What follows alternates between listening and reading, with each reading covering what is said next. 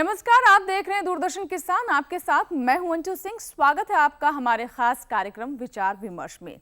3 साल मोदी सरकार। जी हां, कुछ ही दिनों में प्रधानमंत्री श्री नरेंद्र मोदी के नेतृत्व वाली सरकार 3 साल पूरे करने जा रही है। इन 3 सालों में आधी आबादी यानी महिलाओं को क्या मिला, किन सपनों ने लिया आकार, कैसा रहा सरकार का सरोकार। पिछले 3 सालों में महिलाओं, खासकर ग्रामीण और किसान महिलाओं को सशक्त बनाने के लिए सरकार ने क्या क्या किया, कौन कौन सी योजनाएं बनाई गई, क्या महिलाओं को इन योजनाओं का लाभ मिल पा रहा है और कौन कौन सी समस्याएं हैं जिन पर अभी भी काम किया जाना चाहिए। इन पर विचार विमर्श के लिए हमारे साथ आज बहुत ही खास पैनल मौजूद है। आइए आपकी मुलाकात करवा देते हैं हमारे खास मेहमान से। भारत सरकार में महिला एवं बाल विकास राज्य मंत्री श्रीमती कृष्णा राजे हमारे साथ मौजूद है। स्वागत है आपका। उनसे विचार विमर्श में शामिल है देश की शीर्ष महिला कृषि वैज्ञानिक डॉक्टर रविंद्र कौर जी, आपका भी बहुत बहुत स्वागत है। साथ ही वरिष्ठ पत्रकार अनु आनंद जी भी हमारे साथ मौजूद रहेंगी और प्राध्यापिका डॉक्टर रूबल शर्मा जी भी इस चर्चा में हमारे साथ मौजूद रहेंगी। तो आप सभी का दूरदर्शन किसान पर एक बार फिर से स्वागत है। साथ ही स्वागत है छात्रों और शिक्षिकाओं का भी, जो कि 3 साल महिला विकास पर विचार विमर्श में हमारे साथ मौजूद रहेंगी इस पूरी चर्चा में। लेकिन आगे बढ़े उससे पहले इस रिपोर्ट पर नजर डालते हैं।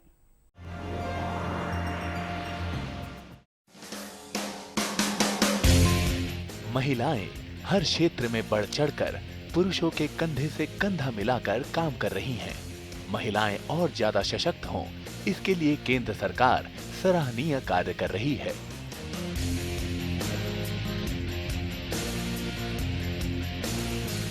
2017-18 के बजट में महिला और बाल कल्याण के लिए आवंटन 1,56,528 करोड़ रुपए से बढ़ाकर 1,84,632 करोड़ रुपए कर दिया गया है।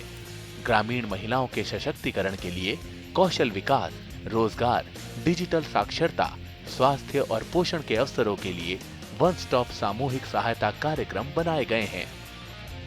इतना ही नहीं, मातृत्व लाभ योजना के अंतर्गत देश के 650 से ज्यादा जिलों में सरकार सुरक्षित प्रसव के लिए गर्भवती महिलाओं को अस्पताल में पंजीकरण और डिलीवरी, टीकाकरण और पौष्टिक आहार के लिए 6,000 रुपए की आर्थिक मदद कर रही है।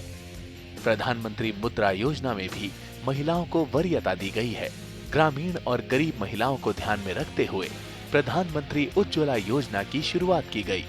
अब तक करीब 2 करोड़ 16 लाख से ज्यादा गृहिणियों को फायदा पहुंचा है। प्रधानमंत्री उज्ज्वला योजना से ग्रामीण महिलाओं को न सिर्फ धुएं से मुक्ति मिली है, बल्कि ईंधन का खर्चा भी कम हुआ है। यानी स्वस्थ जीवन, सुंदर जीवन। बेटी बचाओ बेटी पढ़ाओ योजना के जरिए भी महिला सशक्तिकरण किया जा रहा है। प्रधानमंत्री ने 22 जनवरी 2015 को हरियाणा के पानीपत से बेटी बचाओ बेटी पढ़ाओ योजना शुरू की थी। 100 करोड़ रुपए की शुरुआती राशि के साथ ये योजना देश भर के 100 जिलों में शुरू की गई। इस योजना का लक्ष्य लड़कियों को पढ़ाई के जरिए सामाजिक और वित्तीय तौर पर आत्मनिर्भर बनाना है।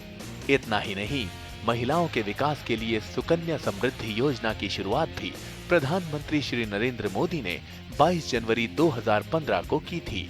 असल में ये बेटी बचाओ बेटी पढ़ाओ योजना का ही विस्तार है, जिसका मकसद देश में बेटियों के लिए सकारात्मक माहौल तैयार करना है। इसमें बेटी के नाम से बैंक खाता खोलने पर सबसे अधिक यानी 9.2% ब्याज मिलता है। इसके अलावा महिला एवं बाल विकास मंत्रालय की ओर से महिला सरपंचों को सशक्त किया जा रहा है। इसके लिए महिला सरपंचों को शासन, बुनियादी वित्तीय प्रबंधन और महिला सुरक्षा से जुड़े कानूनों आदि की जानकारी देकर प्रशिक्षित किया जा रहा है। महिला सरपंचों के प्रथम बैच का प्रशिक्षण इसी अप्रैल में झारखंड में पूरा किया जा चुका है।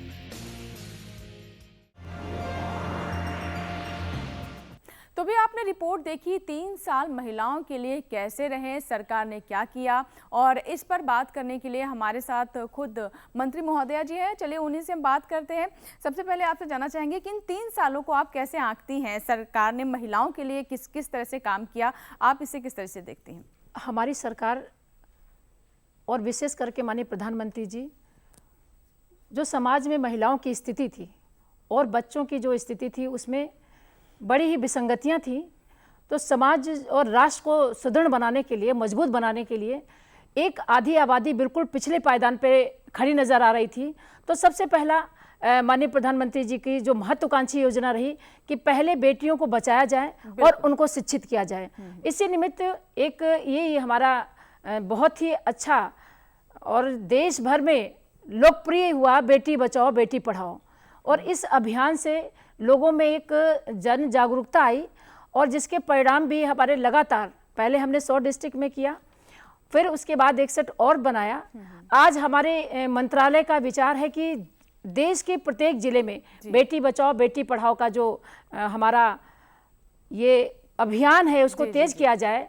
देखिए, सबसे पहले जो लड़कियां हमारे समाज में ये कहा जाता था कि ये दोयम दर्जे की हैं, तो उनको बराबरी के हिस्से पे लाके खड़ा करना ये हमारे भारत सरकार की और हमारे मंत्रालय की, माननीय प्रधानमंत्री जी की पहली सोच है। आज उसके निमित्त हम ये देख रहे हैं कि महिलाओं में जागरूकता आई, समाज में जागरूकता आई, जो रूढ़िवादी परंपराएं थी उसको तोड़ा गया और बढ़ चढ़ करके हमारी बच्चियां आगे आ रही हैं और शिक्षा के क्षेत्र में भी अपना एक स्थान पा रही हैं। खेल कूद के स्थान में देखिए तो उनका एक बहुत अच्छा स्थान, जैसे अभी 3 लोगों ने अपना मेडल लेकर के आए। और आज हम ये कह सकते हैं कि पुलिस में देखें, आर्मी में देखें, बढ़ चढ़ के हमारी बेटियां आ रही हैं। तो कहीं न कहीं जो एक अच्छा हमारी महिलाओं का स्थान था, जो किन्हीं रूढ़िवादी परंपराओं के कारण पीछे थी, आज हमारी भारत सरकार की पहल के कारण हर क्षेत्र में हमारी बेटियां और हमारी महिलाएं अपना स्थान बना रही हैं। इसलिए मैं कह सकती हूँ कि सबसे पहला काम तो ये किया। इसके अतिरिक्त हमारे देश में जो बहुत वर्षों से ग्रामीण अंचल, जो भारत जो है गांव में बसता है, लगभग 70-80% आज भी हमारे देश में वो माताएं बहनें जो धुएं से और लकड़ी और ईंधन को इकट्ठा करने में ही पूरा आधा जीवन खपा देती थी, उनके लिए भी कितनी संवेदनशीलता के साथ माननीय प्रधानमंत्री जी ने उज्ज्वला योजना के तहत एक सब्सिडी जो उन लोगों को जो सक्षम थे उनसे ले करके उन तमाम गरीब महिलाओं को आंसू पोंछने का काम किया, जिससे बहुत खुशहाल भारत हुआ। और ये भी आज जो बचे हैं उनको भी देने का कार्यक्रम है। 2 करोड़ का आंकड़ा भी अब ये पार 2 करोड़ के आंकड़ा से भी और भी आगे जाएगा। तो बहुत राहत, और सच मानिए कि ये सरकार पूरी तरह से संवेदनशील है महिला और बालिकाओं के लिए, जो अभी तक नहीं मिल पा रहा था। जी बिल्कुल। तो जैसे कि आपने बेटी बचाओ बेटी पढ़ाओ की बात यहाँ पर रखी, इस योजना के बारे में बताया, और इसके पीछे एक सोच भी रही कि जो लिंग अनुपात की समस्या है उससे कहीं ना कहीं निजात मिले और लोगों में जानकारी हो, ये सोच पैदा हो कि बेटियां भी भाई आगे बढ़ सकते हैं, कुछ कर सकते हैं। इसी सोच को आगे बढ़ाते हुए इस योजना की शुरुआत की गई। लेकिन मैं आपसे जानना चाहूँगी कि क्योंकि आप सरकार में हैं और जब ये नीतियाँ बनती हैं, योजनाएँ बनती हैं, तो उसमें आपकी अहम भूमिका रहती है। मोदी जी की, हमारे प्रधानमंत्री की सोच क्या रहती है जब महिलाओं से जुड़ी हुई योजनाओं की बात होती है, उन पर आगे बढ़ने के बारे में कहा जाता है? हमारे मंत्रालय ने यह प्रयास किया है कि पीड़ित जो महिला है या बालिका है उसको कैसे चिकित्सा परामर्श, मनोवैज्ञानिक परामर्श और कानूनी सलाहकार के रूप में भी उनको एक ही स्थान पे और जो पुलिस प्रताड़ना होती है, बार बार इधर से उधर घुमाया जाता था, इन सब बातों को ध्यान में रख करके हमारे मंत्रालय ने ये कोशिश की है कि उन महिलाओं को एक जगह ला करके उनका पूरा ध्यान रखा जाए, और किसी कारण वो अपने घर नहीं जा सकते हैं तो उनको लगभग 1 हफ्ते तक रोकने का भी प्राविधान है। ये भी आने वाले समय में हमारे समाज में जो महिलाएं किसी न किसी रूप में ज्यादातर देखा जाता है हिंसा की शिकार होती है। जी बिल्कुल। यानी उनको इधर उधर परेशान ना होने का एक अच्छा सा एक जरिया ढूंढा है वन स्टॉप सेंटर। जी बिल्कुल, वन स्टॉप सेंटर, यानी जब महिलाओं को अपनी किसी शिकायत के लिए पुलिस के पास जाना है, फिर मेडिकल होना है, उन्हें कानूनी सलाह भी लेनी है, और कहीं ना कहीं जो आर्थिक समस्या रहती थी उसके चलते उन्हें कई असुविधाओं का सामना करना पड़ता था, उसमें सुधार करते हुए ये एक नई योजना या फिर कहें महिलाओं की सुविधा के लिए ये शुरुआत की गई, जिसका भी जिक्र किया है। रविंदर जी, मैं आपसे जानना चाहूँगी कि जब महिला की बात आती है तो कृषि के क्षेत्र में उसका कितना योगदान है, ये बात शायद अब कहने की ज़रूरत नहीं है, लेकिन अब 3 सालों की अगर हम बात करें तो कितना ध्यान इस दिशा में दिया गया है कि महिला किसान जो है उसे वो दर्जा मिले। वो काम तो करती है लेकिन कहीं ना कहीं वो पहचान नहीं मिल पाती एक महिला किसान के तौर पर। तो इन 3 सालों में आपने इस क्षेत्र में किस तरह का बदलाव या फिर सुधार देखा है? सरकार ने अभी हाल ही में 15 अक्टूबर को महिला किसान दिवस जी, जी। के तौर पे सेलिब्रेट करने का फैसला किया है। ये अपने आप में बताता है कि सरकार का वाकई में ग्रामीण महिला की ओर काफ़ी ध्यान केंद्रित है जी। और ये एक अच्छी बात भी है। और इस बात से ये भी सिद्ध होता है कि सरकार चाहती है कि ग्रामीण महिला कृषि या खेती को व्यावसायिक रूप में एंटरप्रेन्योरशिप के रूप में अपनाए ज़्यादा जी। से ज़्यादा, और इसको अपनाने के लिए ये प्रोत्साहन दिया जा रहा है। जी जी। तो ये तो बात हुई जो शुरुआत किया गया सेलिब्रेशन का, लेकिन साथ ही ग्रामीण इलाकों में जो महिला सरपंचों का सेल्फ हेल्प, जो सरपंच होते हैं उनको किस तरह से और सशक्त किया जाए, जी। इसकी ओर भी बहुत ध्यान केंद्रित किया गया। और अब हाल ही में आप देखेंगे कि ये कई ज़िलों में जो सरपंचों की जो हेड्स हैं वो फीमेल हेड्स हैं। जी जी। सो उसकी ओर भी काफ़ी ध्यान दिया गया है। ये ना केवल महिलाओं को अधिक से अधिक शासन और बुनियादी वित्तीय प्रबंधन एवं महिला की सुरक्षा की और सुदृढ़ करता जी, है, बिल्कुल, जो बल्कि आपने उनको और कॉन्फिडेंस देता है। जी, जब एक आपने महिला अभी होती है। आत्मविश्वास की बात यहाँ पर रखी और आपने भी कहा कि महिला सरपंच या प्रधान जो भी हैं उन्हें और सशक्त करने की दिशा में काम किया जा रहा है। लेकिन हम देख रहे हैं कि एक रवायत से बनी हुई थी कि प्रधान पति और सरपंच पति, तो ये आपको लगता है कि सोच में भी कुछ बदलाव आ रहा है? और महिला जो ठीक है, कई बार सुरक्षित सीटें होती हैं तो महिला प्रधान बन तो जाती है, लेकिन फैसले तब भी वो नहीं ले पाती, तो इसमें भी कुछ बदलाव आप देख पा रही हैं? उसकी जीवन धारा में जो उन्होंने यातनाएं सही होती हैं वह उसको अच्छी तरह से एक महिला दूसरा महिला के दुख को अच्छा समझ सकती है। जी, जी, जी। बनिस्बत की एक मेल टू फीमेल इतना समझ में नहीं आती है। जब आप किसी दौर से निकल जाते हैं तो आप उस दौर और उस रास्ते को अच्छा पहचानते हैं और उस नाते आप उसको अच्छी नेचुरल जस्टिस दे सकते हैं। जी जी जी। तो I think it is a very good step of the government. जी, अनु आनंद जी, अगला सवाल आपसे, क्योंकि आप पत्रकार हैं और महिलाओं से जुड़े हुए मसलों पर लिखती रही हैं, गांव भी जाती हैं, ज़मीनी हकीकत को देखती हैं। क्योंकि होता यह है कि योजनाएं तो चलिए दिल्ली में बैठकर बन जाती हैं, लेकिन जब तक वो गांव ज़मीन तक नहीं पहुंचेंगे, अंतिम व्यक्ति तक नहीं पहुंचती वो योजनाएं, तब तक उनका कोई अर्थ नहीं रह जाता। तो आप बताइए कि इन 3 सालों में आपने देखा कि कुछ तेज़ी हुई है इस दिशा में और वाकई में जिस तक लाभ पहुँचना चाहिए उस तक पहुँच पा रहा है? जब भी हम किसी भी स्थिति में महिलाओं की स्थिति का जायज़ा लेते हैं किसी भी संदर्भ में, तो उसमें सबसे पहले हमें देखना पड़ता है कि इकोनॉमिकली, पॉलिटिकली और सोशली महिलाएं जो है किस प्रकार से सशक्त हुई हैं या नहीं। कुछ स्कीम्स जो है इन 3 सालों में बहुत अच्छी सी पॉलिसीज़, तो जो वुमेन पॉलिसी की घोषणा की गई है उसमें बहुत सारी स्कीम्स, बहुत सारे जो पक्ष है उसके काफ़ी अच्छे हैं। जैसे कि इसमें ऑलरेडी कृष्णा जी ने बता ही दिया कि बेटी बचाओ बेटी पढ़ाओ की बात की है, मैटरनिटी बेनिफिट स्कीम्स शुरू हुई है। फिर अभी जो है एक घोषणा और भी होने जा रही है जिसमें कि महिलाओं को टैक्स में भी जो है थोड़ा सा डिस्काउंट दिया जा रहा है, यानी कि उनको टैक्स भी उनके लिए कम किया जा रहा है। इस तरीके की स्कीम्स तो शुरू की गई हैं, लेकिन कभी भी जो भी स्कीम्स शुरू होती है जब तक हम उसका क्रिटिकली एनालिसिस नहीं करते हैं, जब तक ये नहीं देखते हैं कि क्या उन स्कीम्स को तो हमने बना दिया, सरकार ने घोषणा कर दी, लेकिन क्या वो अंतिम जहाँ तक उसे पहुँचाने का ऑब्जेक्टिव है वो पूरा हो रहा है या नहीं। एक पत्रकार होने के नाते हम हर सरकार की योजनाओं को थोड़ा क्रिटिकली एग्जामिन करते हैं और देखते हैं। तो आपने क्या पाया इसमें? हाँ, जैसे कि बेटी बचाओ और बेटी पढ़ाओ के मामले में हमने देखा है कि बेटी बचाओ वाला जो पक्ष है उसमें काफ़ी हद तक हमें सफलता, सरकार को सफलता मिली है। जैसे कि जो राजस्थान से और हरियाणा से रिपोर्ट्स आई हैं तो उसमें ये देखा गया है कि जो सेक्स रेशो, अभी हम रेशो की बात नहीं कर सकते क्योंकि वो तो 2021 में ही आके सेंसस होगा तो हमें एग्जैक्ट हमारे पास आंकड़ा आएगा, लेकिन जो रिपोर्ट्स वैसे आ रही है उसमें ये पता लग रहा है कि ग्राउंड लेवल पे एक्टिविस्ट वगैरह का कहना है कि हाँ ये जो है एक महिलाओं को इसका लाभ हो रहा है। फिर कुछ हमने इस तरीके से इसका हाइप भी क्रिएट करने की कोशिश की है एक तरीके से, जैसे हमने कहा कि सेल्फी ले हर महिला के साथ, प्रधानमंत्री का कहना ही था। तो इस तरीके से एक हर आदमी तक जो संदेश तो पहुंच रहा है। तो इसके संदर्भ में मैं कह सकती हूँ कि हाँ हमें कुछ अच्छी जो है जानकारियाँ या अच्छी न्यूज़ मिल रही है।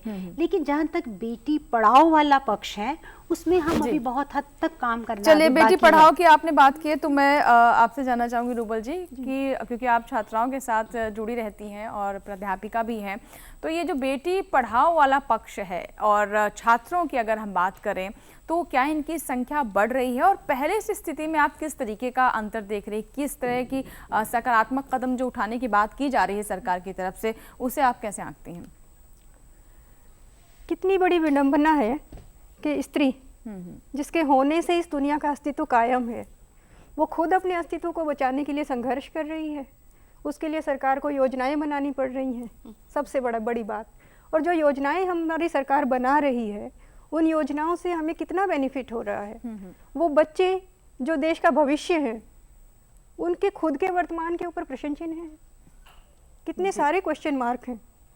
इन क्वेश्चन मार्क को देख के जो योजनाएं बनाई गई हैं सरकार ने, जैसे अभी मंत्री जी ने बताया कि बेटी पढ़ाओ और बेटी बचाओ योजना जो बनाई गई है, बेटियों को हम बचा रहे हैं, लेकिन बेटियों को बचाने के बाद जो उनकी परवरिश होनी चाहिए और जिस तरह से उनको एजुकेट करना चाहिए, उस एजुकेशन के ऊपर भी हमारी सरकार फोकस करे।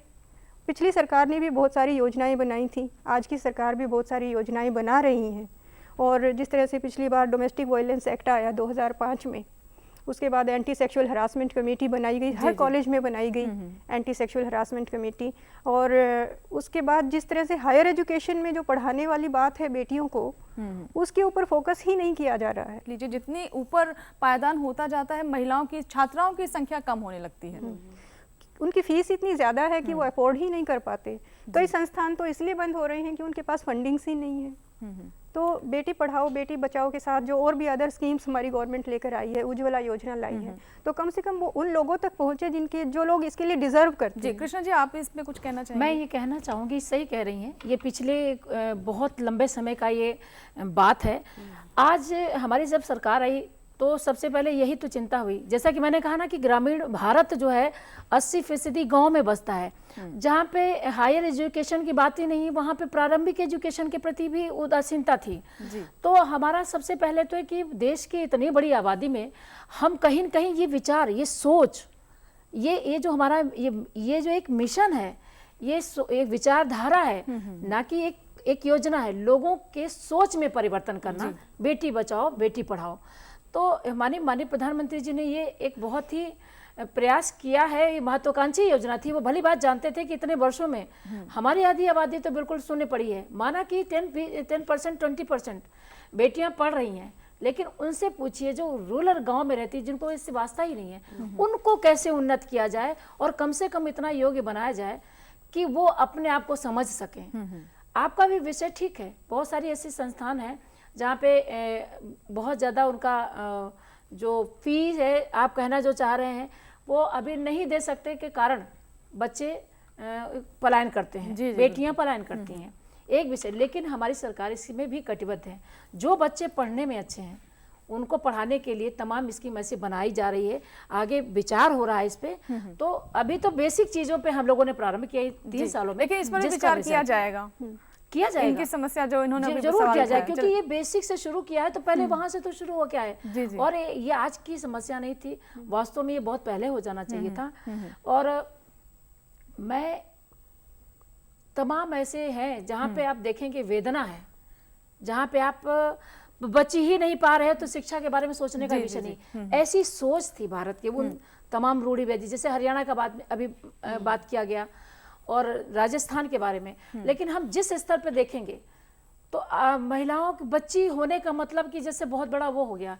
आज कम से कम लोगों में जागरूकता आई, नुक्कड़ नाटक से लोग, और ऐसे आने वाले समय में पूर्ण विश्वास है कि बेटियां बच करके समानता का अधिकार में आएंगी और हायर एजुकेशन की तरफ भी जाएंगी। चलिए, ये अच्छी बात एक निकल कर आई। रूबल जी ने जैसे कहा कि हायर एजुकेशन, जितनी उच्च शिक्षा की हम बात करें तो वहाँ पर जाकर के कहीं ना कहीं बच्चियों की संख्या, छात्राओं की संख्या कम हो जाती है। तो इस दिशा में भी सरकार विचार करेगी, जैसा कि अभी मंत्री जी ने खुद कहा है। ये आज के कार्यक्रम की एक अच्छी बात है कि इस दिशा में भी कदम उठाए जाएंगे। हो सकता है आने वाले समय में ऐसी भी योजना है कि अलग से कुछ अनुदान ऐसी बच्चियों के लिए रखा जाए। बहरहाल इसी के साथ ही विचार विमर्श में वक्त एक छोटे से ब्रेक का। ब्रेक के बाद भी चर्चा जारी रहेगी, आप कहीं मत जाइएगा।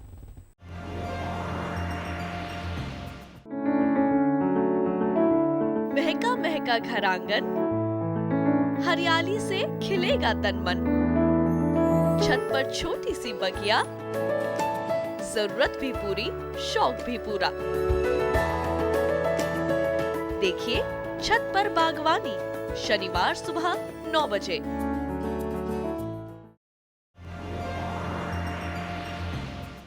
ब्रेक के बाद दूरदर्शन किसान पर आपका फिर से स्वागत है। आज विचार विमर्श का विषय है 3 साल महिला विकास। इस भाग में हम ग्रामीण और खेतीहर महिलाओं के लिए हुए काम पर विचार विमर्श करेंगे, लेकिन पहले देखते हैं रिपोर्ट। हमारे देश की आधी आबादी महिलाएं हैं और कृषि में महिलाओं का योगदान काफी अहम है। पुरुष का सशक्तिकरण एक अकेले व्यक्ति के सशक्तिकरण तक सीमित रहता है, लेकिन एक महिला के सशक्तिकरण से उसके माता पिता, पति और बच्चों सहित पूरे परिवार का सशक्तिकरण होता है। 2011 की जनगणना के आंकड़ों को देखें तो देश में कामकाजी महिलाओं की कुल आबादी का 65% हिस्सा कृषि कार्यों में लगा है। 11 करोड़ 87 लाख किसानों की कुल आबादी में से 30.3% महिला किसान हैं। NSSO की एक रिपोर्ट के मुताबिक 18% कृषक परिवारों में महिलाओं ने ही कृषि की बागडोर संभाली हुई है। कृषि क्षेत्र में कुल श्रम की 60 से 80% तक हिस्सेदारी महिलाओं की है। कृषि में महिलाओं के योगदान को देखते हुए ही भारत सरकार ने अब हर साल 15 अक्टूबर को महिला किसान दिवस मनाने का फैसला किया है। ये फैसला कृषि में महिलाओं की अहम भूमिका रेखांकित करने के लिए लिया गया है। कृषि क्षेत्र की रीढ़ महिला किसानों के सशक्तिकरण के लिए जागरूकता अभियान भी चलाया जाएगा, जिससे महिलाएं खेती को व्यवसाय के रूप में अपनाने के लिए और ज्यादा प्रोत्साहित हों। खेती-बाड़ी में महिलाओं को आगे बढ़ाने और प्रोत्साहित करने के लिए सरकार ने काफी सराहनीय कदम उठाए हैं।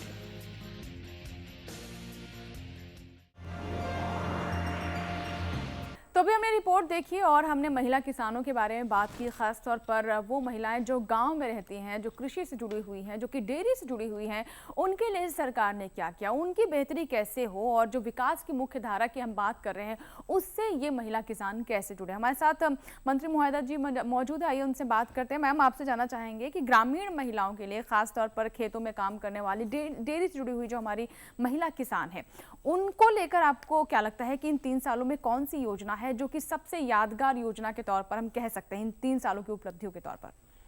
ये सच बात है कि देश में महिलाएं कृषि, जैसे कृषि प्रधान देश होने के कारण हमारी महिलाएं बढ़ चढ़ करके भागीदारी निभाती हैं, और हम ये देख सकते हैं कि उनका घर से लेकर के खेती किसानी में जो कार्य रहता है उनकी महती भूमिका होती है, लेकिन उसको एक व्यवसायिक या एक किसान के रूप में नहीं जाना जा सकता है।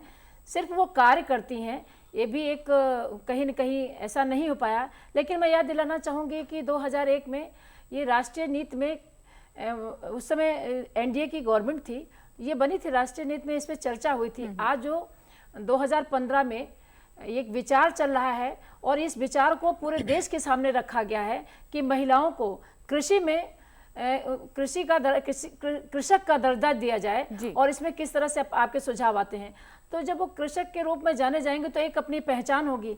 आज वो जितनी भी खेती किसानी होती है उसमें, जैसा कि बताया नहीं, कि सबसे ज़्यादा बढ़ चढ़ करके पूरा काम करती हैं, घर से लेके बाहर तक।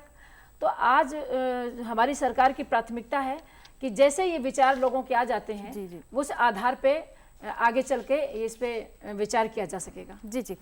चलिए, हम महिलाओं की बात करें, ख़ास तौर पर ग्रामीण महिलाओं के बारे में हमने भी जिक्र किया और आपने भी बताया कि किस तरीके से सरकार इसको लेकर काफ़ी गंभीर है और जो उनका योगदान है उसको सराहा जाए, इसके लिए कदम भी उठाए जा रहे हैं। लेकिन अगर हम कुल मिलाकर बात करें, क्योंकि ये भी बहुत ज़रूरी है, एक अंग्रेजी में शब्द होता है एम्पैथी, यानी आप समझे कि सामने वाले को किस तरह की समस्या है, उसे समझते हुए, उसको जानते हुए योजना बनाना। तो आपको क्या लगता है कि इन महिलाओं के बीच में, ग्रामीण जो हमारी महिला किसान हैं, उनके बीच में सबसे ज़्यादा सरकार की योजना कौन सी लोकप्रिय रही और किस में सबसे ज़्यादा उपलब्धि आपने देखी बीते 3 सालों में? जी, हमारे भारत सरकार का ये प्रयास रहा है कि उसमें जो हमारा जिले जिले में किसान विज्ञान मेला लगता है, उसमें बढ़ चढ़ करके महिलाएं आए और जो कृषि की तकनीक है उसको आधुनिक तरीके से समझें और उसका उसकी पैदावार बढ़ा करके ज़्यादा से ज़्यादा किसानों को, इसमें महिला किसान, चूँकि एक परिवार करता है तो पुरुष किसान भी हैं और वहाँ के उस बच्चे भी किसान हैं और वहाँ की महिला भी किसान है। तो आधुनिक तकनीक से, और मैं तो ये कहूँगी कि आज हमारे भारत सरकार का ये भी जोर है कि जैविक खेती पर कैसे जोर दे करके रासायनिक खेती से थोड़ा सा दूर होकर के जैविक खेती पर निर्भर होते हुए स्वस्थ जीवन और स्वस्थ कृषि उत्पादन करके, स्वास्थ्य के लिए कृषि का जो जैविक खेती का उत्पादन करके आने वाली पीढ़ी को और खुद को, पूरे देश को एक बहुत बड़ी बीमारी से बचा करके, रासायनिक खादों से दूर करके उस खेती की तरफ बढ़ करके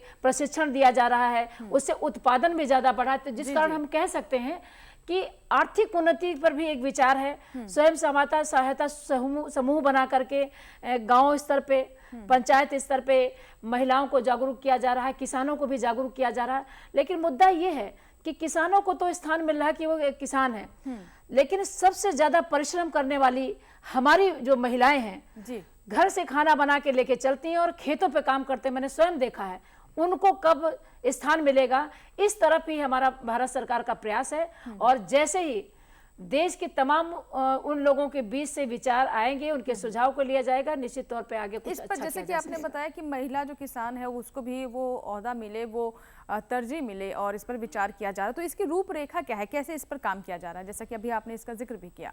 जैसा कि मैंने बताया ना कि ये माननीय विदेश मंत्री आदरणीय सुषमा जी के उसमें ये गठित हुआ था और इसको फिर ये इसमें रखा गया है कि हम तो नीति बना रहे हैं, लेकिन इस नीति को कैसे जमीन से लोगों के विचार आए और पूरे देश से जब अनेक तरह से सोच आएगी, विचार आएगा, तभी जाकर के किसी चीज को परिणति दे सकेंगे। इस और बहुत ही तेजी से कार्य किया जा रहा है कि देश की, और अभी तो हमारे यहाँ प्रधानमंत्री जी ने एक, मुझे बहुत प्रभावित हुई थी, महाराष्ट्र की एक महिला किसान थी, उसको सम्मानित भी किया गया, तो इस तरह से प्रोत्साहन भी किया जा रहा है। लेकिन सबसे अच्छी बात है कि इस तरह की नीति, राष्ट्रीय नीति में इस बात का चर्चा होना ही उन तमाम परिश्रमी महिला किसानों के लिए ये सौभाग्य की बात है कि कहीं न कहीं एक चर्चा में आए तो हम, और जब हम चर्चा में आए हैं तो निश्चित मान लीजिए कभी न कभी हमें स्थान भी मिलेगा। यानी जो राष्ट्रीय महिला नीति के बारे में आप बात कर रही हैं कि इसकी रूपरेखा को लेकर जो खुद महिलाएं हैं, जो गांव देहात से जुड़ी हुई हैं, उनकी भी राय ली जा रही है, उसके लिए भी एक तंत्र बनाया गया है, ये बहुत अच्छी बात है। मैं आपसे जानना चाहूँगी कि आप इस जो राष्ट्रीय महिला नीति की बात की जा रही है, इस पर आपकी राय क्या है? मैं मंत्री महोदय से जानना चाहती हूँ कि जैसे उन्होंने, क्योंकि महिला किसान की बात हो रही है, आपने बताया कि महिला किसान का दर्जा देने की बात, इस पे मुझे याद पड़ता है कि 2001 से निरंतर जो है बहस चल रही है और उनके विचार भी लोगों के लिए जा रहे हैं। मैं ये जानना चाहती हूँ कि इसमें रुकावट कहाँ आ रही है, क्या कौन सी ऐसी समस्याएं आ रही है जिससे कि अभी भी हम महिलाओं को, जो बुआई भी करती है, कटाई भी करती है, लेकिन उस कटाई पे उसका जो हक नहीं बनता है, उसको किसान का दर्जा देने में कौन सी वो समस्याएं हैं या कौन सी वो रुकावटें हैं जो अभी आपने कहा कि हम विचार मांग रहे हैं लोगों के, और विचार आने के बाद उनको किसान का दर्जा देने की बात की जा रही है। लेकिन मैं ये जानना चाह रही हूँ कि वो कौन सी समस्याएं आ रही है, रुकावटें कहाँ हैं कि अभी तक हम 2001 से शुरू होकर आज 17 सालों में सही कह रहे हैं। जैसा कि मैंने कहा ना, ये एनडीए गवर्नमेंट में ये एक किसान का दर्जा देने की बात आई थी, लेकिन ये संयोग कह लीजिए कि देश में फिर चिंतन हो पाया कि नहीं हो पाया। लेकिन इसी चीज़ को हमारे देश के प्रधानमंत्री जी की चिंता है कि क्योंकि वो महिलाओं, एक इतना बड़ा वर्ग है, देश की आधी आबादी अगर अपनी आर्थिक और सामाजिक राजनीतिक परिस्थितियों से दूर रहेगा तो उस राष्ट्र को मजबूत नहीं किया जा सकता। इस कारण ही शायद माननीय प्रधानमंत्री जी ने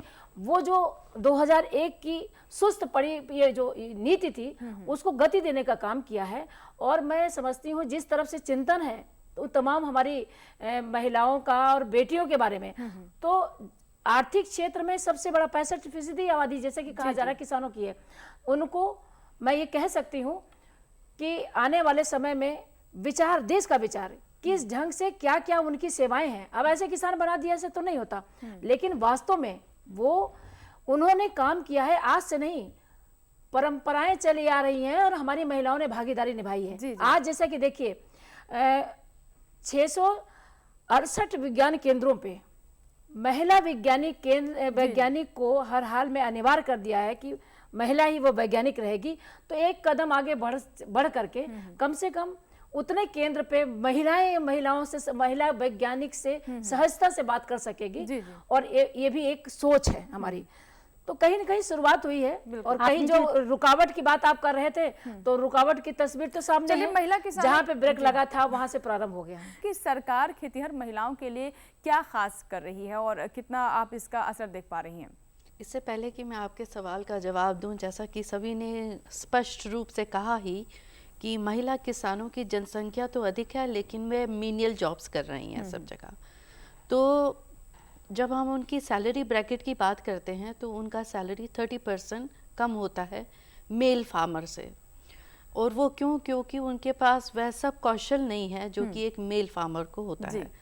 सो सबसे अच्छी स्कीम तो जो सरकार की है वह है प्रधानमंत्री कौशल विकास योजना, जिसके तहत ये कोशिश की जा रही है कि अधिक से अधिक महिला किसानों को भी स्किल प्रदान किया जाए।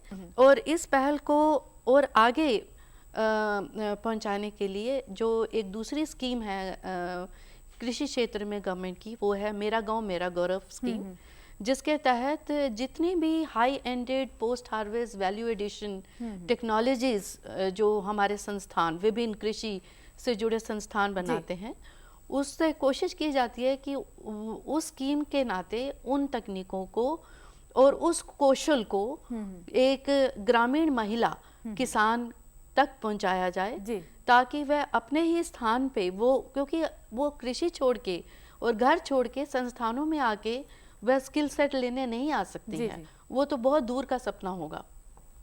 तो सरकार ने कहा है लैब टू लैंड, MGMG जिसे हम कहते हैं मेरा गांव गौरव प्रोग्राम, वो लैब टू लैंड प्रोग्राम है कि किस तरह से लैबों में से निकली इनोवेटिव टेक्नोलॉजी को लैंड तक और लैंड में कार्यरत महिला किसान तक पहुंचाया जा सके।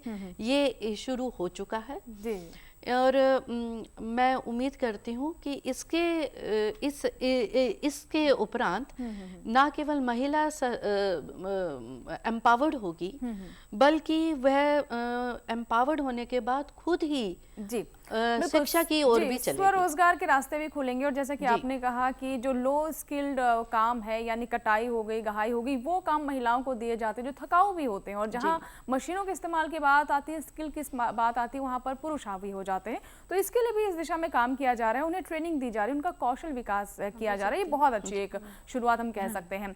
मैं कृष्णा जी मैं बताना चाहूँगी अभी डॉक्टर साहब बता रहे थे, लेकिन अभी जैसा कि कह रहे हैं कि एक जो हमारे वैज्ञानिक केंद्र हैं, इसमें महिला किसानों को 3,10,000 किसान जो हैं वो प्रशिक्षित की गई हैं कौशल से। तो इससे देखा जा रहा है ये भी 16-17 में ही ये हुआ है। इतनी महिला किसान प्रशिक्षित होकर निकली हैं। तो जो आप कह रहे थे अभी डॉक्टर साहब कि एक अच्छा कदम है, तो इसके परिणाम भी आना प्रारंभ हो गए हैं। और वो बागवानी है, स्वयं सहायता समूह बना करके कुछ भी काम कर सकते हैं, जो अभी तक बताया जा रहा था कि एक निचले पायदान के जो आपने बताया, लेकिन अब प्रशिक्षण के द्वारा इतने बड़े पैमाने पे वैज्ञानिक सेंटर जो केंद्र बने हैं, वहां से महिलाएं हमारी प्रशिक्षित होकर निकल गई। और ये भी हमारी सरकार का बहुत अच्छा सराहनीय कदम है कि महिलाओं की तरफ। तो चलिए कई कदमों के बारे में हमने बात की, और अभी जिस पर हमने राष्ट्रीय महिला स्कीम की जो हम बात कर रहे थे, पॉलिसी की बात कर रहे थे, वो छू कर हम निकल गए, उस पर हम ज़्यादा विस्तार से बात नहीं कर पाए। तो मैं कृष्णा जी आपसे जानना चाहूँगी कि सरकार अपने चौथे साल में महिलाओं को बड़ा तोहफा देने वाली है, और सुषमा स्वराज जी ने की अध्यक्षता में जो समिति है उसने महिलाओं के लिए राष्ट्रीय नीति का मसौदा भी तैयार किया। उसके पीछे है किस तरीके की सोच है, और उनमें मुख्य बातें कौन कौन सी रहेंगी जो महिलाओं को ध्यान में रखते हुए शामिल की गई हैं? मैं कहूँगी ना, हमारी जो ये भारत सरकार है, निश्चित तौर पे महिलाओं के सशक्त बनाने के लिए वो आर्थिक क्षेत्र में और राजनीतिक क्षेत्र में और सुरक्षा और शिक्षा के क्षेत्र में कैसे आगे बढ़ें, ये हमारा मंत्रालय के हर मंत्रालय में एक कार्यक्रम है जी। और इसी निमित्त हमारी सरकार की मंशा है ये कि लड़कियां चाहे वो वैज्ञानिक क्षेत्र में जा रही हैं तो उनको प्रोटेक्शन दिया जाए जी। सुरक्षा में आज भी हमारा ये मांग है, और इसमें गृह मंत्रालय से बातचीत करके 33% लड़कियां एक क्राइम कंट्रोल में सबसे ज़्यादा 2-4 होती हैं जो हमारी महिलाएं। हमारा प्रयास है और हमारे गृह मंत्रालय ने राज्यों से ये रिपोर्ट मांग ली है कि कैसे 33% कम से कम हमारी बेटियां, हमारी महिलाएं उस विभाग में आए। ये मेरे ख्याल से एक बहुत अच्छा कदम होगा, जहां पे हम आत्म सुरक्षा से हमेशा 2-4 होते रहते हैं, हर जगह हम भयभीत रहते हैं। तो ऐसे में खुद के हाथ में कानून व्यवस्था के कुछ पार्ट देने का भी हमारा एक बहुत अच्छी नीति बनी है और हमारा प्रयास है। जी बिल्कुल। तो ये तो रही महिला सुरक्षा को सुनिश्चित करने के लिए एक और महत्वपूर्ण कदम, इस पर विचार किया जा रहा है, काम हो रहा है। अनु अनंत जी, आप क्योंकि इस पर बात कर रही थी लेकिन बात पूरी नहीं हो पाई थी इस राष्ट्रीय महिला नीति के बारे में जो भी मैम ने जिक्र किया, तो इस पर आपकी राय क्या है, क्या कहना चाहेंगे आप? राष्ट्रीय महिला नीति जो है, अभी जैसे कुछ तो मुझे अभी पता, कई चीज़ें नहीं पता लगी हैं, लेकिन 2016 में भी मेनका गांधी जी ने मैंने खुद उसमें उसको अटेंड किया था, उसमें महिला नीति की घोषणा की थी, जिसमें कहा गया था कि सिंगल वुमेन के लिए कई बेनिफिट्स जो है अनाउंस किए गए थे। अभी भी कहा जा रहा है कि फ्री मेडिकल और लीगल सपोर्ट उनको मिलेगी, पब्लिक टॉयलेट्स महिलाओं के बनाए जाने की बात है, और इसके अलावा जो है बेटी बचाओ बेटी पढ़ाओ तो ऑलरेडी चल ही रही, लेकिन फ्री हेल्थ, इसके चेकअप्स भी महिलाओं के लिए की भी घोषणा की जा रही है महिला नीति के तहत। सभी ये जो योजनाएं हैं, ये घोषणाएं हैं, ये बहुत अच्छी हैं और अपने स्तर पर लग भी रहा है कि अगर इम्प्लीमेंटेशन स्तर पर अगर ये सक्सेसफुल होती हैं तो मुझे लगता है कि इससे महिलाओं को काफ़ी लाभ पहुंचेगा, महिलाएं काफ़ी सशक्त होंगी। लेकिन बहुत सारी चीज़ें जो है ना, जब हमारे वो इम्प्लीमेंटेशन लेवल पे आती हैं तो कई चीज़ें जो है वो उतनी अच्छी नहीं अपने परिणाम दे पाती जितनी की देनी चाहिए। जैसे कि हमने वन स्टॉप वाला, आफ्टर निर्भया केस हमने एक वन स्टॉप सेंटर, जिसकी कृष्णा जी ने भी बात की, मंत्री महोदय जी ने भी शुरुआत की थी, लेकिन बाद में मुझे नहीं पता, वो शायद मंत्री जी ज़्यादा अच्छा बता सकती हैं कि वो वन स्टॉप सेंटर्स जो है उसकी संख्या सडनली 2014 में के बाद कम क्यों कर दी गई। आई डोंट नो कि वो बजट का मामला था या क्या, इस तरीके की। बजट तो इस बार बढ़ाया गया, बजट तो बढ़ाया, लेकिन अभी इस बार जो है ये हमारी कोशिश है कि प्रत्येक स्थान पे, हर प्रत्येक जिले में जरूर हो, ऐसा हमारा प्रयास। लेकिन सबसे महत्वपूर्ण जो इस स्कीम में हमारे भी हुआ है, लेटेस्ट जो आपका तमाम तरह की घटनाएं होती हैं, शायद जो हमारा एक मोबाइल सेट है, जैसे कहीं पे भी क्राइम होता है, किसी भी प्रकार का क्राइम होता है, तो एक हेल्पलाइन के द्वारा तो मदद होता ही है। 181 में हमारा जो है वन स्टॉप सेंटर से जोड़ा गया है, लेकिन जो आज हमारा एक मोबाइल में हमारा जो एक कानून बन गया है कि मोबाइल सेट में एक पैनिक बटन लगेगा, तो किसी भी मोड़ पे, किसी भी जगह पे वो कोई आपको सहायता में प्रदान करेगा, वो पैनिक बटन हर हाल में अनिवार्य कर दिया गया है कि उस मोबाइल में वो लगे कि कहीं भी बच्चा कोई भी अपनी आपात स्थिति में पड़ता है तो तुरंत उसको सुरक्षा मुहैया कराई जा सके। ये बहुत सराहनीय कदम होगा, इसके रिजल्ट भी हो सकता है कि जल्दी से आने, लेकिन क्योंकि पहले 660 सेंटर की बात, पैनिक बटन वाला जो है ना, इसमें जो है आपको तुरंत इसको अनिवार्य भी कर दिया गया हमारे मंत्रालय से। जी बिल्कुल। और अलावा कई बार ऐप्स की भी बात हुई थी, जिस तरह से हिम्मत ऐप करके आया था पिछले कुछ दिनों पहले, लेकिन उसको डाउनलोड करने के बाद उसके ऊपर कुछ वर्क ही नहीं हो पाया। लेकिन नहीं, अभी हुआ है ये। तो जब देखिए अभी जैसा कि मैंने बताया कि महिला नीति का क्या हुआ, बीच में इतना विलंब क्यों हुआ, हमें कह सकते हैं कि वो समय 2001 में प्रारंभ हुआ था, विलंब हो गई थी सरकार शायद आने में, इस कारण जो है वो जब आई है तो फिर 15 से प्रारंभ हुआ है। तो अभी क्या है, सारा एक सोच है, नियत है, महिलाओं के प्रति सम्मान है, और इन सब चीजों को लेकर के लगातार हमारी सरकार और माननीय प्रधानमंत्री और हमारा मंत्रालय कटिबद्ध है कि कैसे हमारे महिलाओं को सुरक्षित, संरक्षित और योग्य बनाया जाए और आर्थिक रूप से मजबूत किया जाए। बिल्कुल। तो आर्थिक रूप से महिलाओं को मजबूत बनाया जाए, सुरक्षित वो महसूस करें, उनको भय ना हो घर से बाहर निकलने में। और यहाँ पर एक बात और बहुत महत्वपूर्ण रहती है, उनका स्वास्थ्य। यानी जहाँ हम फूड सिक्योरिटी की बात करते हैं, खाद्य सुरक्षा की, वहीं स्वास्थ्य से जुड़ी हुई पोषण सुरक्षा भी एक बहुत महत्वपूर्ण पहलू है, और इसमें भी महिलाएं कहीं ना कहीं पीछे रह जाती हैं। इसको लेकर सरकार की क्या योजना है, कौन कौन से कदम रहे, इस पर चर्चा करेंगे छोटे से ब्रेक के बाद। आप देखते रहें विचार विमर्श।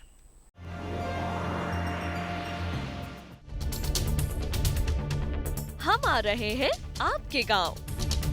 घूमते फिरते का कारवां पहुंच चुका है मथुरा में। हम आप पहुंचे हैं कांगड़ा जिले में। सामान्य ज्ञान के पूछेंगे सवाल।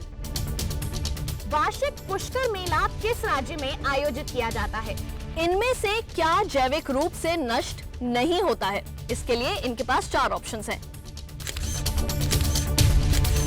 देखें घूमते फिरते रविवार सुबह 7:30 पर।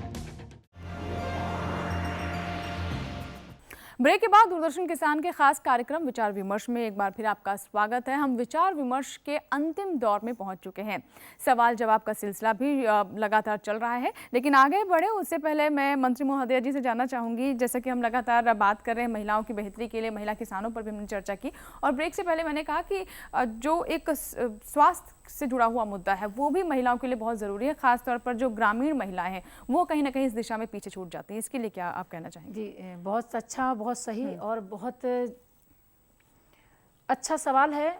और शायद हमारी तमाम उन महिलाओं को, गांव की हों या वर्किंग लेडी पे मैं बात करूंगी, किसानों पे चर्चा हुई, लेकिन बहुत सारी छोटे मोटे जो असंगठित और संगठित सरकारी गैर सरकारी संगठनों में हमारी महिलाएं काम करती थीं और करती हैं। ऐसे में एक और भी जिम्मेदारी होती है, क्योंकि वो जननी भी हैं जी, वो बच्चों को भी जन्म देती हैं और उनका पोषण भी करती हैं और साथ साथ में अपनी जिम्मेदारी भी निभाती हैं। जी, जी। तो हमारी सरकार ने जो है अभी 28 जनवरी 2017 में ही, जो पहले तो था कि सरकारी एम्प्लॉय जो होती थी महिलाएं, उनको मिलता था 28 फरवरी से पहले 12 सप्ताह का ही मिलता था। अभी क्या है, इसी जो अभी पिछली हमारे सदन में ही एक घोषणा हुई थी हमारी सरकार की कि किसी भी स्थान पे हमारी वर्किंग महिलाएं हैं, जैसा कि ना कि लेबर तबके पे भी अगर काम कर रही हैं तो उनको भी 26 सप्ताह का पूरी तरह से खुद स्वस्थ हों जी, जी। और अपने बच्चे को भी स्वस्थ करें। ये सबसे बड़ा और सराहनीय कदम उठाया है हमारी सरकार ने, और महिलाओं के प्रति जो संवेदना है उसका ये प्रमाण करते हैं कि हम तमाम उन महिलाओं को जो ग्रामीण हैं या शहर की हैं, किसी भी स्तर पे हैं, तो सबसे पहला होता था कि बच्चा अस्वस्थ होता था, खुद भी अस्वस्थ होती थी। तो मेरी समझ में और शायद तमाम उन महिलाओं के लिए ये बहुत बड़ा लाभ है और स्वास्थ्य के प्रति सबसे बड़ा एक तोहफा है उनके लिए। जी बिल्कुल।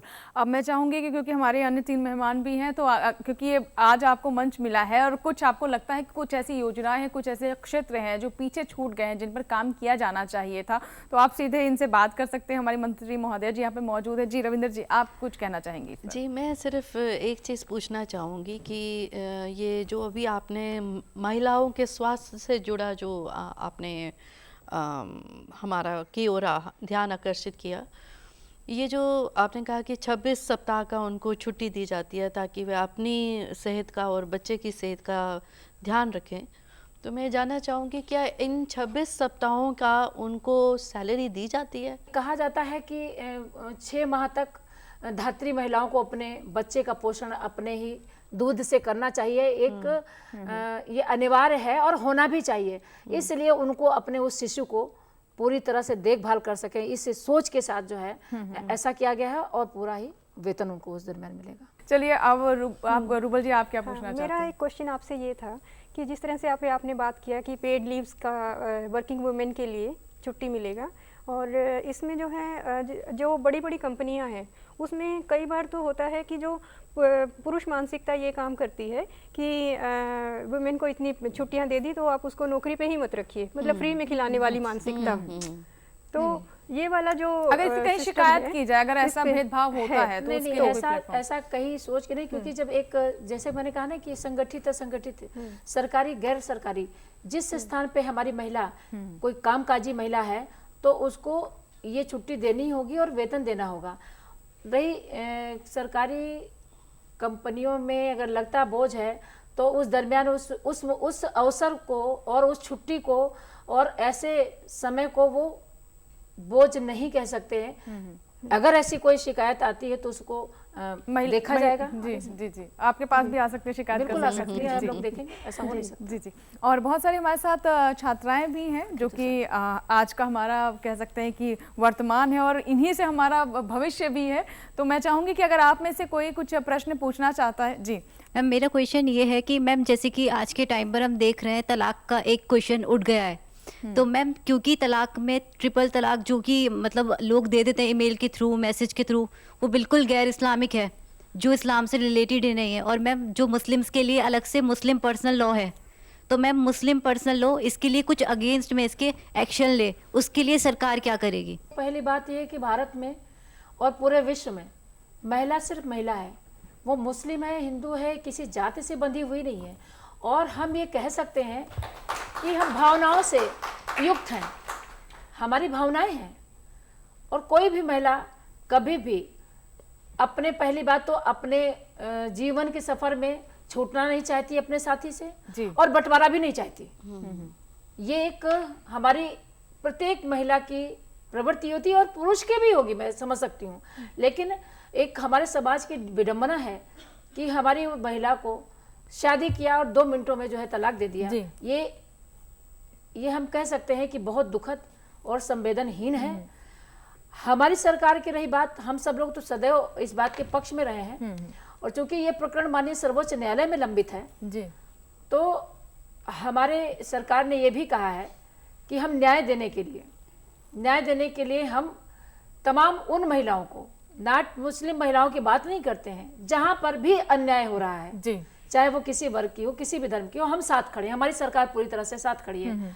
और आप देखिए, निकल करके आज जो दृश्य आ रहा था, कितने दिनों से, कितने वर्षों से दुख को दबाए पड़े थे, आज एक प्लेटफॉर्म मिला है जहां पर लोग अपनी बात कह सकते हैं। खुशी की बात है। निश्चित तौर पे जागरूकता इसमें भी आएगी। कोई भी धर्म ये नहीं कहता है कि आप शादी करिए, मिनटों में आप रिश्ते तोड़िए और रिश्ते बनाते जाइए, बिगाड़ते जाइए। तो कहीं न कहीं ये थोड़ा सा सुधार आने की जरूरत थी, और ऐसा लग रहा है कि अब समाज में सुधार आ रहा है, सभी वर्गों में सुधार आ रहा है, और इसको सम्मान की दृष्टि से देखते हैं। आखिर मुस्लिम में भी बेटी तो किसी की मुस्लिम की ही है ना। अगर इस बात को भी कहो, बेटी है, बहन है, तो वेदना तो उनको भी होगी। तो सबको समझ में आने लगा है, और हमारे भारत सरकार की एक पहल है, और हम सब लोग समाज को एक साथ, महिला और प्रत्येक महिला, कहीं भी खड़ी हो महिला, हम उसके साथ न्याय करने के लिए कटिबद्ध हैं। कृष्णा राज मैम बिल्कुल ठीक कहा इन्होंने कि इनका जो नया सरकार का भी जो नया सपना है वो तलाक फोकस्ड ही है। और इस बारे में मैं आयशा ये कहना चाहूँगी कि जो 3 तलाक का मामला है उसमें हम हर चीज़ सरकार के ऊपर छोड़ दें, ये भी नहीं हो सकता। समाज की वो हमारे सामाजिक बदलाव की जिम्मेदारी है, हमारा एक सामूहिक उत्तरदायित्व है। मैंने इसके ऊपर 4 लाइनें लिखी हैं, मुस्लिम महिलाओं के लिए स्पेशली डेडिकेट करूँगी मैं। हो गई क्यों बेजुबान, हो गई क्यों बेजुबान अपने ही हक के नाम पर, हो गई क्यों बेजुबान अपने ही हक के नाम पर, उठ संघर्ष कर, अपने दुखों की अभिव्यक्ति की गुहार किसी दूसरे से न कर। बहुत अच्छी लाइन है। लेकिन लगता है, और मुझे लगता है कि अब बेजुबान नहीं रहे, अभी अपने स्टूडियो में ही आकर के अपनी बात कहने के लोग हैं, तो कहीं न कहीं पहल शुरू हो गई है। मंजिल अवश्य मिलेगी, न्याय अवश्य मिलेगा। 18वीं और 19वीं और 20वीं शताब्दी में जो हमने देखा, लोगों की मानसिकता में जो चेंज आया है, लेकिन मुझे लगता है कि अभी भी वो चेंज नहीं आया है लोगों की मानसिकता में। आज हम 21वीं शताब्दी में आ गए हैं। आपको लगता है कि ये चेंज आएगा आपकी पॉलिसीज के द्वारा? तो मैं बताना चाहूँगी कि 2013 डिस्ट्रिक्ट में लगभग ये सर्वे हुआ था, 2013 में ही हुआ था, लगभग 16,000 ऐसे वो प्रकरण आए थे, जिसमें 50% लोगों ने, ये जब सर्वे हुआ था तो उसमें ये बताया था कि पीड़ित व्यक्ति सिर्फ अपने लोगों से ही है, अपने करीबियों से है। यानी जान तब ये जो है पॉक्सो का जो है वो जो है बिल्कुल बना था। ऐसे में जो हमने ई-बॉक्स लॉन्च किया है, हमारा उसका वो भी नंबर भी है और उसका ईमेल भी है, जिसमें अपनी कंप्लेंट करते हैं और तुरंत त्वरित कार्रवाई होती है। और सब जन जागरूकता के लिए हमने कोमल डॉक्यूमेंट्री हमारे मंत्रालय ने फिल्म भी बनाया है कि किस तरह से आप जागरूक हों और अपने हक के लिए आप बात कर सकते हैं। दूसरा, 21वीं सदी और 22वीं सदी में जिस गति से भारत सरकार अभी प्रारंभ की है महिलाओं के प्रति, हर क्षेत्र में, मैंने जैसे कहा ना कि हर उन्नत विकास करना, सर्वांगीण विकास करना, ये महिलाओं का और बच्चियों का हमारी सरकार की प्राथमिकता है। तो निश्चित मान लीजिए कि मंजिल मिलेगी आपको, हमें जरूर मिलेगी। और कोई प्रश्न? मैम, मेरा नाम अनम है एंड मैम मेरा बहुत बेसिक क्वेश्चन है अबाउट सिक्योरिटी, बिकॉज वुमेन के लिए सबसे ज़्यादा जो क्वेश्चन मार्क अभी होता है वो सिक्योरिटी होता है। और जैसे अभी 16 दिसंबर का केस आया था, उसका रिज़ल्ट आउट हो गया है, बट मैम उसके बाद बहुत डिफरेंट तरीके से और बहुत ज़्यादा क्रूअल्टी तरीके से रेप्स होने लगे। तो मैम सबसे ज़्यादा सिक्योरिटी प्रॉब्लम आ गया है। तो मैम अब जो पार्टी है वो कैसे सिक्योर करने के लिए वुमेन को किस तरीके की पॉलिसी या किस तरीके से उनको और ज़्यादा सिक्योर फील कराने के लिए कुछ वर्क करेगी या कैसे होगा, बिकॉज मैंने पैनिक बटन बताया ना अभी, ये वो जो सही कह रहे हैं, लेकिन जो 16 की बात निर्भया कांड वाली बात कर रहे हैं ना, निर्भया वाली, लेकिन इतिहास इनका कहना है कि उसके बाद बहुत ज्यादा और हिंसा बढ़ गई है। नहीं ऐसा नहीं है। वो जो घटना थी पूरे देश को दहला देने वाली, शायद न कभी हुई थी और न कभी होगी, और अब तो बिल्कुल इसलिए नहीं होगी क्योंकि जो हमारा सर्वोच्च न्यायालय ने ये जो इसका जो सजा का बहुत ही कड़ा फैसला लिया है, उसके कारण लोग भयभीत होंगे, क्राइम पे लगाम लगेगी और बालिकाएं हमारी सुरक्षित महसूस कर रही हैं। मुझे नहीं लगता है कि क्राइम बढ़ा है। वो तो वास्तव में क्या कहते हैं, हम सब के लिए और एक सभी का था। जिस टाइम ये फैसला आया था सबको बड़ी बेसब्री से इतने साल बाद भी इंतजार था और सब ने अपने खड़े होकर के ताली बजाई कि आखिर उसको निर्भया में न्याय मिला। तो भारत में ऐसा नहीं है कि न्याय है जी, और सुरक्षा का भाव, पैनिक बटन अभी लगा है, आपकी भागीदारी 33% के हमारे का उसके लिए नीति चल रही है कि कैसे हो, जहाँ पे आप खुद खड़े हो जाएंगे आप उन्नत हो जाएंगे, कहानी की 50% आप खुद हो जाएंगे तो वहाँ पे आपको भाई की जरूरत ही नहीं। जी बिल्कुल। तो वाकई में महिलाओं के लिए कई सारे कदम उठाए जा रहे हैं, खासतौर पर सुरक्षा के लिए। और जिस पैनिक बटन की बात की जा रही है, उस पैनिक बटन का मतलब ये है कि जब आप पैनिक में है, जब आप किसी ऐसी सिचुएशन में है या ऐसी परिस्थिति है जब आप परेशान है, तो अब उसका इस्तेमाल करें। इस पर भी काम किया जा रहा है। जी मेरा एक क्वेश्चन है कि जब हम एजुकेशन में एग्रीकल्चरल एजुकेशन की बात करते हैं, मतलब कृषि से जुड़ी जो हमारी शिक्षा है उसकी बात करते हैं, तो हम बेसिक लेवल पे, स्कूल लेवल पे एज अ सब्जेक्ट क्यों लॉन्च नहीं कर रहे हैं? ये एक बहुत बड़ा, बहुत अच्छा सवाल है। एज अ सब्जेक्ट पढ़ाया जाए एटलीस्ट विलेज एरिया में जो लोग कनेक्टेड हैं उन्हें। जी, कृषि में रुचि और कृषि में शिक्षा का प्रसार तभी बढ़ेगा जब हम प्राइमरी स्कूल से ही कृषि पढ़ाएंगे। आज अगर आप किसी भी व्यक्ति को पूछो कि मक्का कहाँ लगता है तो उनको पता नहीं कि उसका पेड़ होता है कि वो श्रब होती है कि हर्ब होती है कि क्या होती है। बिल्कुल। तो किसी को नहीं पता कि the food which we are eating it's coming from where. आज आप किसी विद्यार्थी को पूछो, मैंने खुद पूछा है, अभी इंटरनेशनल साइंस फेस्टिवल हुआ था, CSIR ने मनाया था, वहाँ पर रमन स्कूल के अंदर मैंने ही खुद पूछा कि आप बताइए कितने लोग ऐसे हैं जो कि कृषि की शिक्षा में उच्च शिक्षा लेंगे, कृषि क्षेत्र में उच्च शिक्षा लेंगे। 1-2 हाथ उठे थे। और मैंने बोला कितने लोग डॉक्टर बनेंगे, सब हाथ उठे, इंजीनियर सब हाथ उठे।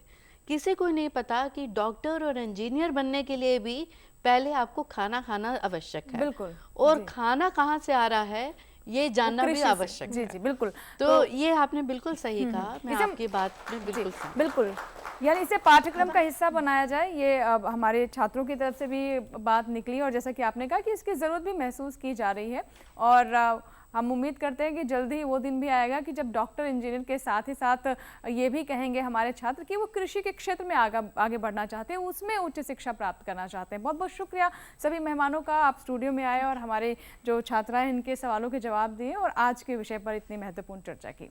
तो जाहिर है कि 3 साल के कामकाज पर विचार विमर्श 1 घंटे में पूरा करना मुश्किल है, और लेकिन फिर भी हम कह सकते हैं कि इन 3 सालों में जो कामकाज हुआ महिलाओं के लिए, उससे जुड़ी हुई जो बहुत सारी बातें सामने निकल कर आई हैं, और बहुत सारी जो हमारी छात्राएं यहाँ पर, उनके सवालों के भी यहाँ पर जवाब जो दिए गए हैं। समय की सीमा होने के कारण विचार विमर्श में आज इतना ही। कार्यक्रम के लिए समय निकालने के लिए मंत्री महोदय, मैं आप सभी का यहाँ पर धन्यवाद करना चाहूँगी। अन्य जो मेहमान हैं उनका भी धन्यवाद एक बार फिर से कहना चाहूँगी कि इस कार्यक्रम में आप शामिल हुई और हमारे सवालों के जवाब दिए, योजनाओं के बारे में बताया। इसी के साथ ही आज फिलहाल इतना ही, लेकिन अगले सप्ताह नए विषय के साथ, नए तेवरों के साथ फिर हाजिर होंगे और एक और विषय पर विचार विमर्श करेंगे। लेकिन तब तक के लिए दीजिए विदा, नमस्कार।